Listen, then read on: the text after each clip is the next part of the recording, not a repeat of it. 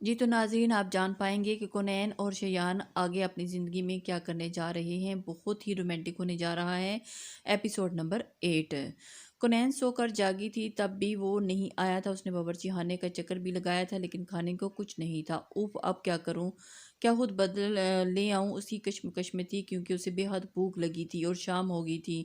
شیان عثمانی واپس نہیں آیا تھا۔ اس نے چادر اوڑھی، وہیں سے گیٹ کی چابی اٹھائی جو ایک شیان رکھ گیا تھا اور گیٹ بند کرتی پیسے لیتی باہر نکل گئی۔ پاس ہی دکان سے چیزیں لی تھیں اس نے اور کچھ دور سے ہی شیان کی گاڑی دکھ گئی۔ اس نے بھی شاید کونین کو دیکھ لیا تھا اس لیے پاس لا کر گاڑی روکی۔ بیٹھو، وہ سنجیدہ تھا۔ وہ بیٹھ گئی اور سامان اندر شیان ہی لایا تھا۔ کیا کرنے گئی تھی باہر؟ کیا میں نے باہر جانے کی اجازت دی تھی؟ کھانے کو کچھ نہیں تھا شیان، مجھے بھوک لگی تھی اور کیا پتا آج کے بعد مجھے باہر جانے کے لیے آپ کی اجازت درکار رہے گی۔ نہیں، لیکن یہاں سب مجھے جانتے ہیں۔ آپ تو جانتے ہیں کسی کے نہ کسی کو پتہ چلے لیکن میں آپ کے ساتھ رہتی ہوں، وہ استہزائیہ انداز میں بولی۔ شیان نے آنکھیں بند کر کے کھولیں۔ کچھ بنا لو، بھوک لگی ہے، آئیں میرے ساتھ وہیں بیٹھ جائیں اور دونوں کھانا فریش ہو کر آتا ہوں اور پھر ساتھ مل کر کھانا کھائیں گے۔ فریش ہونے کے بعد وہیں کچن میں چلا گیا اور دونوں نے ایک ساتھ، اس کے چہرے سے تھکاوٹ صاف جھلک رہی تھی۔ اس نے سنجیدہ پن کی یہی وجہ دریافت کی تھی۔ کونین نے تیاری کرتے اس نے دال بننے رکھ دی تھی اور چاول وہ دھو رہی تھی۔ اس نے پانی کا گلاس شیان کے آگے رکھا جو میز کے پر سر لگایا ہوا تھا۔ یہ لیں، اور اس کے بالوں میں ہاتھ پھیرا تو شیان نے سر اٹھایا پھر پانی پیا۔ تھک گئے ہیں؟ وہ اسے پوچھنے لگی۔ ہاں، شیان نے محض سر ہلایا تھا اور کچھ بول نہیں پایا تھا اور وہ بہت پریشان تھا۔ آپ آرام کر لیں، کھانا بن جائے گا تو میں بتا دوں گی۔ نہیں ٹھیک ہوں میں یہیں پہ۔ اور تم نے باہر جاتے پھر سے اپنی پرانی چادر کیوں اوڑھی تھی؟ کونین کو جھٹکا لگا۔ وہ اتنا غور کرنے لگا تھا اس پر، اس کی چیزوں پر۔ اس نے جو دلوائی ہیں وہ اچھی والی ہیں نا؟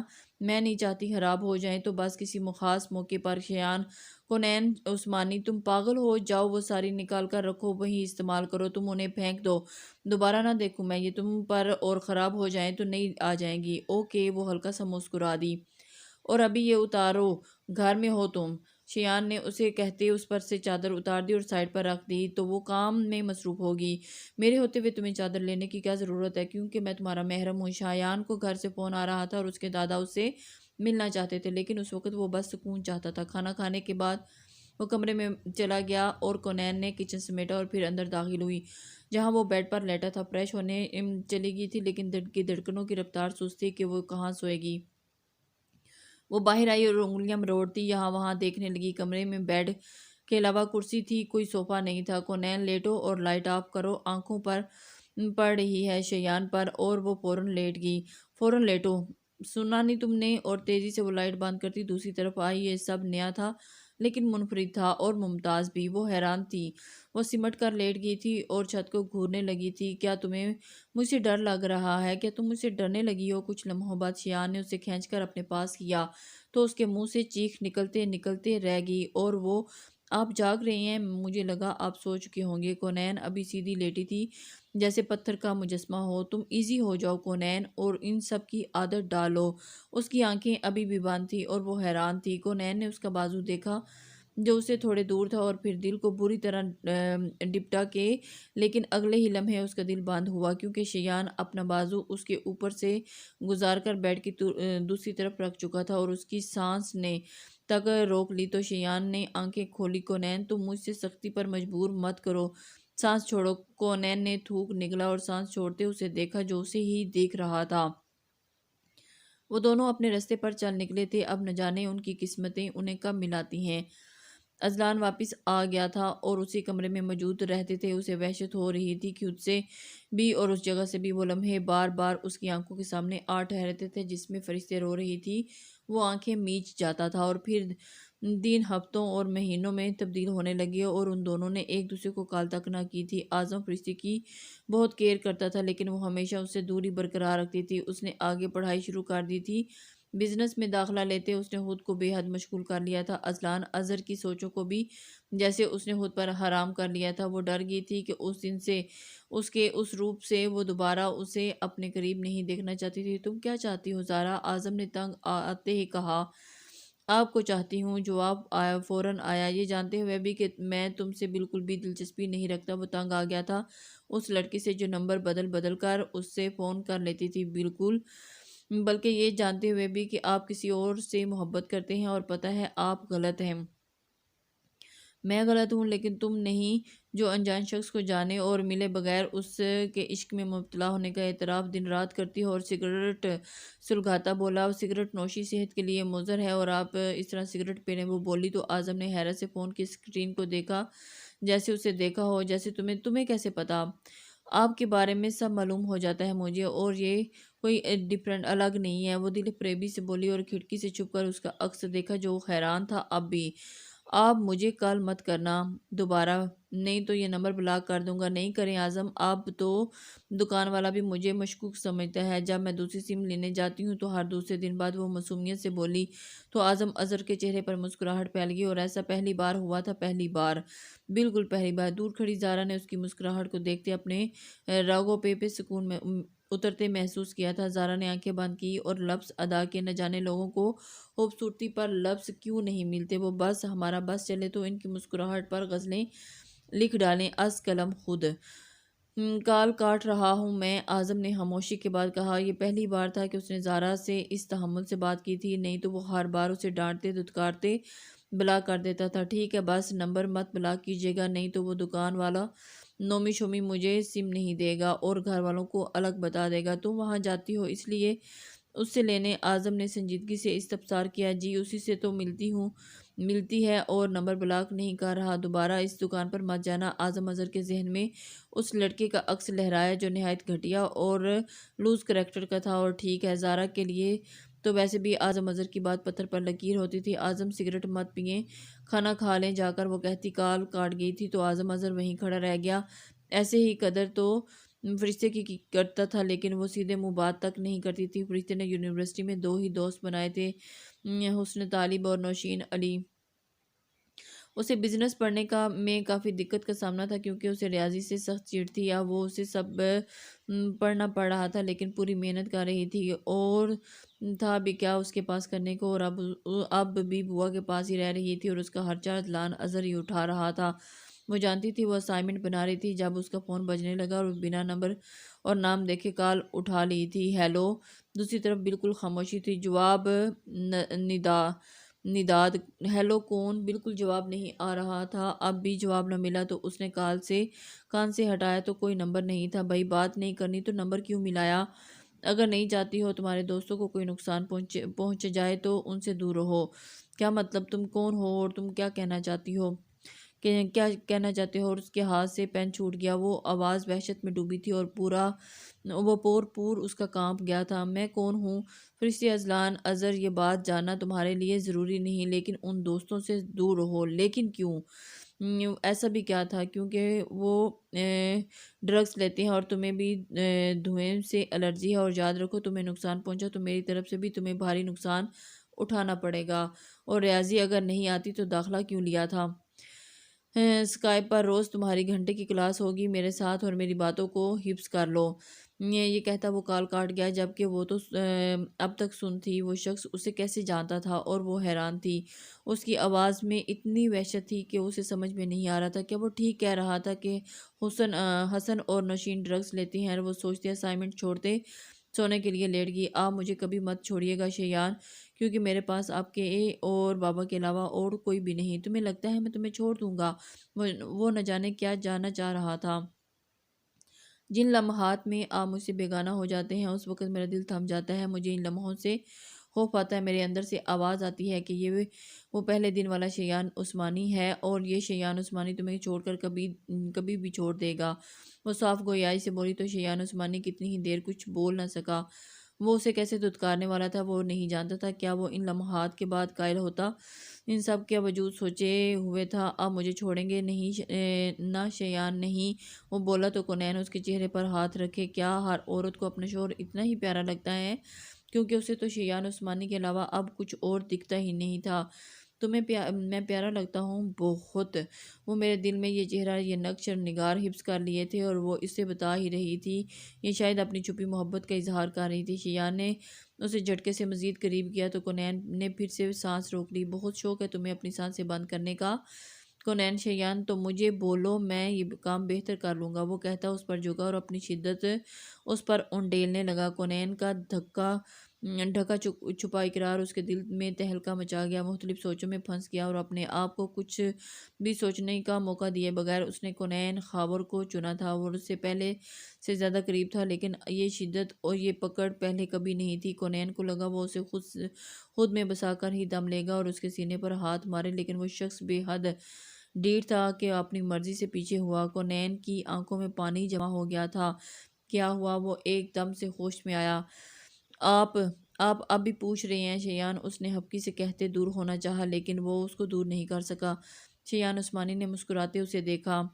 کیا تم جانتی ہو کہ تم وہ پہلی عورت ہو؟ لڑکی؟ کونین نے تصحیح کی تو شیان عثمانی نے اسے گھورا۔ وہ پہلی صنف نازک جس کی قربت کی طلب ہوئی ہے مجھے، اور تم وہ پہلی لڑکی ہو جس کو شیان عثمانی کے لبوں نے چھوا ہے۔ تو کیا آپ کو کسی اور کو بھی چھوتے موقع ملتا ہے؟ اور اس نے فوراً سوال کیا، تمہیں پتہ ہے تم کتنی فضول بولتی ہو؟ شیان نے اس کے بالوں میں کیچر اتار کر پھینک دیا۔ اور مجھے کھلے بالوں میں نیند نہیں آتی، وہ منمنائی۔ وہاں بے شک تمہارا کیچر تمہارے شوہر کے بازوؤں کو زخمی کر دے۔ شیان نے اسے گھورا تو وہ مسکرا دی۔ یہ ان کے رشتے کے لیے خوبصورت لمحات تھے، تم کم مسکرایا کرو۔ شیان عثمانی کی باتیں کم از کم کونین کو تو بہت عجیب لگتی تھی۔ کیوں شیان، آپ ایسا کیوں کہہ رہے ہیں؟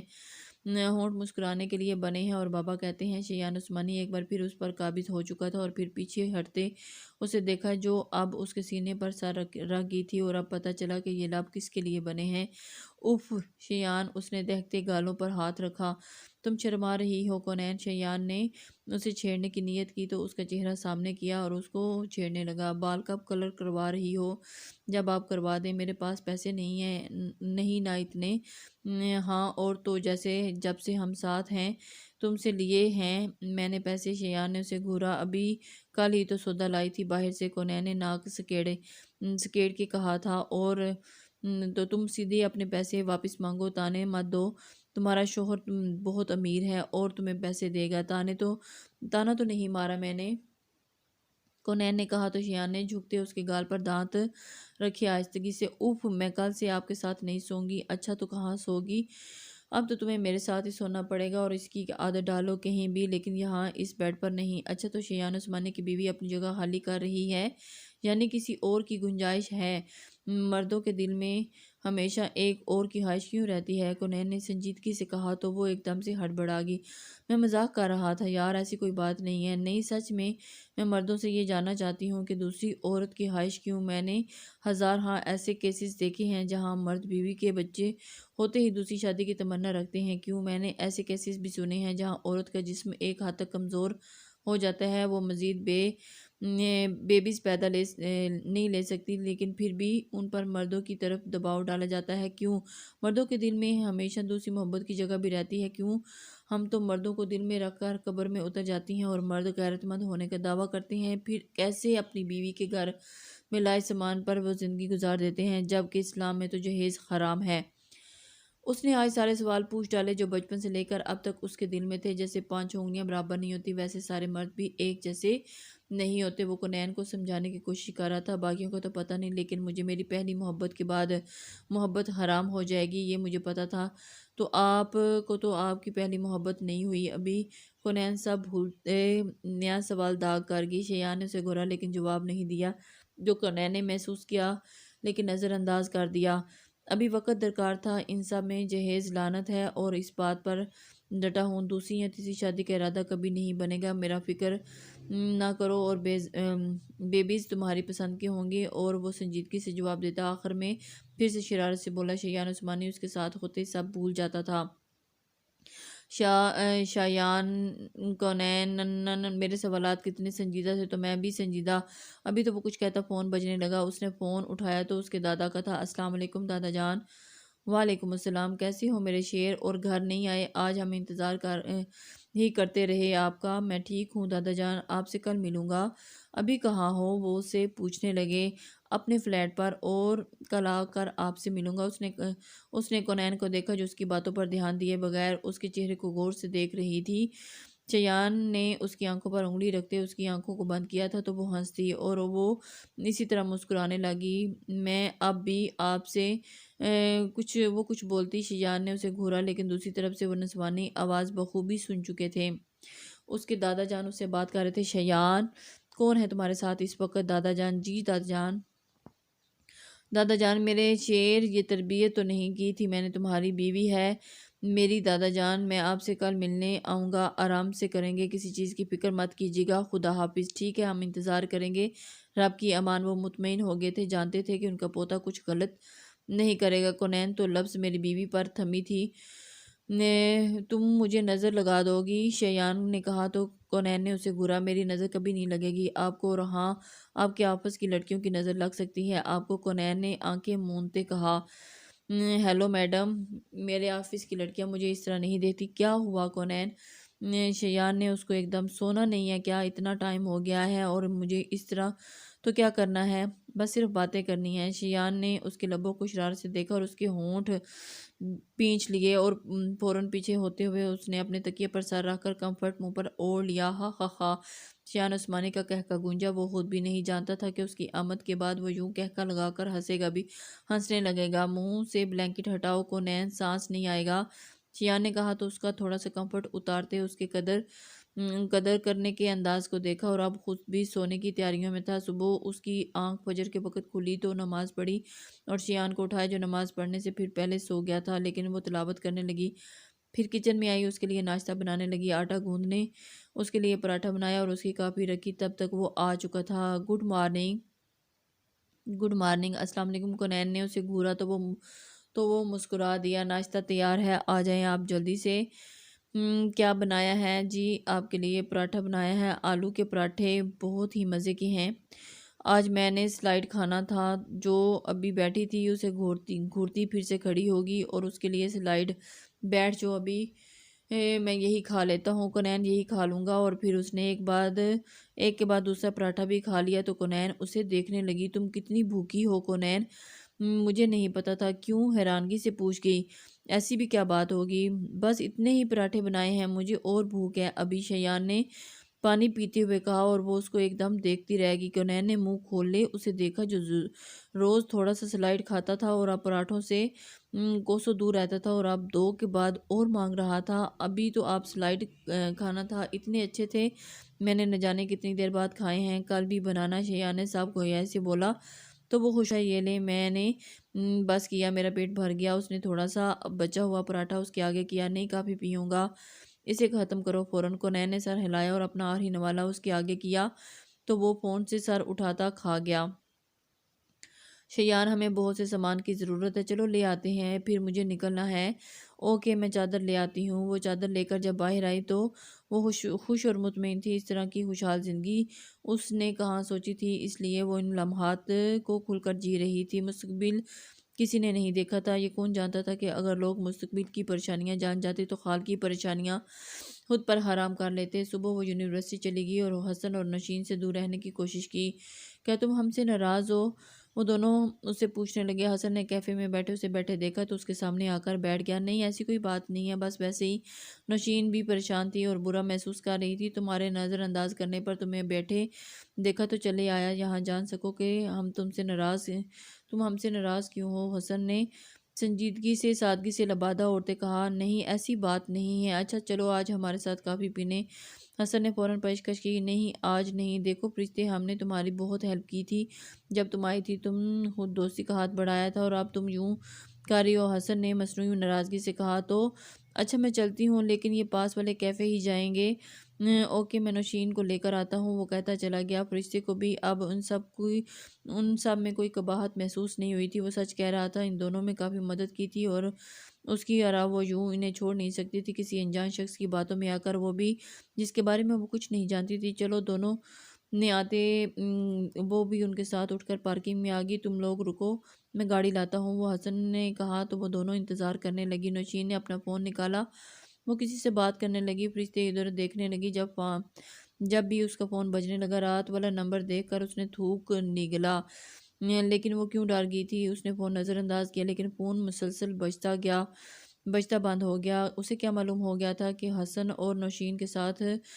اس نے سوچا، اور وہ حیران ہوگی، نہیں وہ کیسے جان سکتا ہے؟ اس نے خود کو تسلی دی، اور کچھ لمحوں کے بعد اس نے اسکرین پر میسج کی ٹون بجی تو اس نے نہ چاہتے ہوئے بھی وہ میسج کھولا۔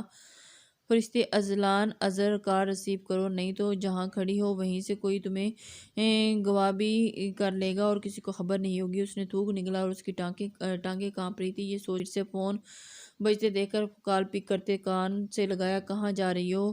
وہیں سرد وحشت سے بھرپور آواز کہ کہیں نہیں، وہ اٹکتے ہوئے بولی، اور سیدھے گھر پہنچو اور مجھے گھر جا کر فون کرو فوراً۔ اور کیوں مانوں میں تمہاری بات؟ وہ جی ہی، میں بلاک کر رہی ہوں تمہارا نمبر، دوبارہ مجھے کال کر کے تنگ مت کرنا، نہیں تو میں ازل میری جان ایسی غلطی مت کرنا، مجھے نظر انداز کرنے اور بلاک کرنے کی تو سوچ بھی دماغ میں مت لانا، نہیں تو تمہارے فون کا ڈیٹا سارے میرے فون میں اٹیچ ہے۔ تم کہاں جاتی ہو، کیا کرتی ہو، سب معلوم ہے مجھے۔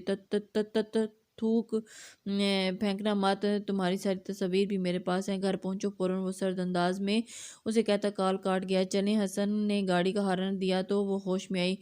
میں نہیں جا سکتی، مجھے گھر جانا ہے، میری طبیعت ٹھیک نہیں لگ رہی۔ او ہو، تو تم ہم چھوڑ دیتے ہیں؟ نہیں، میں چلی جاتی ہوں، تم لوگ جاؤ، وہ کہتی تیزی سے گیٹ کی طرف باہر نکل گئی اور کیب کرواتی گھر پہنچی۔ سو جاؤ ہنی، شام کو 7 بجے اسکائپ پر ریاضی کی کلاس ہوگی تمہارے۔ یہ میسیج پڑھتے اس نے دکھتے سر کے ساتھ فون رکھ دیا اور بنا چینج کیے لیٹ گئی۔ اعظم اس سے ملنے آیا تو وہ بوا نے بتایا کہ وہ سوئی ہوئی ہے۔ انہیں خود بھی اچھا نہیں لگتا تھا کہ اعظم کا آنا، لیکن کیا کہہ سکتی تھی۔ اعظم نے گھر جاتے زارا کے نمبر پر کار ملائی۔ یہ پہلی بار تھی اس نے تنہائی سے بچنے کے لیے اس لڑکی کا سہارا لیا تھا اور خود سے قدم بڑھایا تھا۔ او مائی گڈنس اعظم، آپ نے مجھے خود کال کیا، مجھے یقین نہیں آ رہا، کہاں ہو؟ جواب میں اعظم نے بس یہ پوچھا تھا، گھر پر ہوں، میں تم سے ملنا چاہتا ہوں۔ اعظم نے سنجیدگی سے کہا، تو وہ کیوں؟ زارا نے جھجکتے ہوئے کہا۔ وہ ایک دم حیران ہوئی۔ میں دیکھنا چاہتا ہوں وہ کون سی لڑکی ہے جو مجھ سے محبت کا دم بھرتی ہے اور میں اس سے ملنا چاہتا ہوں۔ وہ میرے قابل ہے بھی نہیں، اور یہ میں پھر اس کا سرد لہجہ سا تھا، اور یہ بات زارا کے دل کو لگی تھی، اور وہ تو عام سی تھی، اور اس کے سامنے کیا ضروری ہے ملنا؟ بالکل، ابھی پہنچو، نہیں تو میں دوبارہ بات نہیں ہوگی، یہ بھول جانا۔ کل زارا نے کچھ کہنا چاہا، لیکن آج، بلکہ ابھی آدھا گھنٹہ تمہارے پاس ہے، لوکیشن بھیج رہا ہوں، تمہیں اچانک پہنچ جانا۔ اعظم میری بات، لیکن کال کاٹ دی۔ زارا کے ہاتھ پاؤں پھول گئے، وہ کیا کرتی وہ جانتی تھی، وہ نہ گئی تو اعظم اس کی کال کبھی نہیں اٹھائے گا، اسے تو شاید یاد بھی نہ ہوتی۔ اب وہ باہر نکلی جہاں اس کی بھابیاں کھانا تیار کر رہی تھی۔ بھابی، میں وانی کے گھر جا رہی ہوں کچھ، وہ کچن میں آتی ہوئی انہیں بتانے لگی۔ بی بی کچھ مدد کر دو ہماری، پھر چل جانا۔ چھوٹی بھابی نے غصے سے کہا، تم جاؤ زارا، ہم سنبھال لیں گے۔ اور کیا پہن رہی ہو؟ بڑی بھابی نے پیار سے پوچھا تو وہ مسکرا دی۔ پتہ نہیں، جلدی آؤ، میں دیکھ کر بتاؤں۔ نہیں بھابی، کچھ بھی۔ وہ اس کے ساتھ اس کے کمرے میں آ گئی اور اسے کالے رنگ کا سوٹ تھما دیا۔ وہ اس کے گال چومتی بھاگی۔ ان کی کوئی اولاد نہیں تھی، وہ زارا کو بیٹی اور بڑی بہن کی طرح ٹریٹ کرتی تھی اور اس کے ساتھ بہت پیار کرتی تھی۔ وہ فریش ہو کر باہر آئی اور اپنے بال سکائے، کاجل لگایا اور ہلکی سی لپسٹک لگاتے وہ خود پر ایک نظر ڈالی۔ گندمی رنگت کالے لمبے بال جن کو اس نے چادر میں ڈھانپ لیا تھا، کالی پاؤں کی چوٹی، لمبی سمپل قمیض کے ساتھ کیپری اور نیچے فلیٹس پہنتے اس نے خود کو دیکھا اور باہر نکل گئی۔ اور پھر سارے راستے اس کا دل دھڑکتا رہا۔ کہاں اترنا ہے گڑیا؟ اس کے چھوٹے بھائی نے پوچھا۔ بس یہ اسی ریسٹورنٹ نے، اس نے تھوک نگلتے کہا۔ اسے جھوٹ بولتے بے حد برا لگ رہا تھا۔ یہ وانیا سے ملنے آئی ہے، بھائی چھوڑ کر چلا گیا تو اندر داخل ہوئی۔ یہ کوئی بہت بڑی جگہ تھی۔ وہ یہاں وہاں دیکھنے لگا۔ اعظم، وہ جو دور بیٹھا داخلی دروازے پر ہی نظریں ٹکائے ہوا تھا اس لڑکی کے اندر آنے پر، پھر اس نے انگلیاں مروڑتے یہاں وہاں میں دیکھنے کی محسوس کرتا کھڑا ہوا۔ لیکن وہ کیسے ہو سکتی تھی؟ وہ تو اسے تو وہ لگا تھا وہ کوئی بہت بولڈ لڑکی ہوگی، لیکن وہ تو چادر میں ڈھکی چھپی اس کے سامنے تھی۔ اعظم کو دیکھتے زارا نے اپنے قدم اس کی طرف بڑھائے تو اعظم کو یقین ہوا کہ وہی زارا نامی لڑکی ہے۔ السلام علیکم۔ زارا نے پر اعتمادی سے سلام کیا اور بیٹھ گئی۔ زارا، میں زارا ہوں جی۔ اعظم اظہر نے اس سے تصدیق کیا۔ تو مجھے کیسے پہچان لیا تم نے؟ اعظم نے سنجیدگی سے پوچھا۔ آپ کو لگتا ہے میں کسی انجان شخص سے بات کرنے کے لیے روز سم بدلتی ہوں اور دیکھے جانے بنا آپ کو یہاں آ گئی ہوں؟ اس نے اعظم کو لاجواب کر دیا۔ وہ اس کی پر اعتمادی اور حاضر جوابی کا قائل تھا۔ اور چلو یہ تو ٹھیک ہے، کہاں؟ وہ ایک دم سے ہڑبڑا گئی۔ کہاں جانا ہے بتاتا ہوں۔ وہ اٹھا تو زارا نروس ہوتی اس کے پیچھے لفٹ میں داخل ہوئی، اور جس فلور پر نکلے تھے وہاں صرف کمرے ہی تھے۔ ہم کہاں آئے ہیں؟ اعظم نے بنا جواب دیے دروازہ کھولا اور اسے ہاتھ سے اندر جانے کا اشارہ کیا تو وہ ایک دم سے اندر چلی گئی۔ وہ انہیں نہیں، مجھے نہیں جانا، اندر ہم کہیں باہر بات کرتے ہیں۔ اعظم نے اسے ہاتھ سے اندر کھینچا اور دروازہ بند کیا۔ یہ کیا بدتمیزی ہے اعظم، میں یہاں آپ کے ایک کہنے پر آ گئی ہوں، لیکن کتنی محبت کرتی ہوں مجھ سے۔ اعظم نے اس کی طرف قدم بڑھائے اور کہا، اور اسے ایک دم پوچھنے لگے، تھوڑی بھی نہیں، مجھے جانے دیں۔ زارا کا دل سہم گیا اور اس نے کہا، یہاں آ کر غلطی کر دی، لیکن وہ تو اعظم کو کافی عرصے سے جانتی ہے، وہ ایسا شخص تو نہیں تھا کسی کی عزت۔ اعظم، زارا نے پیچھے قدم اٹھاتے نم آنکھوں سے اسے دیکھا، میں دیکھنا چاہتا ہوں مجھ سے کتنی محبت کرتی ہو تم، اور پتہ ہے میں تمہیں کیسی لڑکی سمجھتا ہوں۔ اعظم نے اسے دیکھا جو دیوار کے ساتھ لگے کانپ رہی تھی۔ مجھے جانے دیں۔ کیوں کسی انجان شخص کے ایک بار بلانے پر چلی آئی اور اب یوں ڈرامے، یہ کیا کر رہی ہو؟ زارا کی آنکھوں میں آنسو گرنے لگے اور وہ اس کو دیکھ کر حیران ہو گیا کہ یہ کیا کر رہی ہے، نہ جانے اس کے ساتھ کیا کرنے والا تھا۔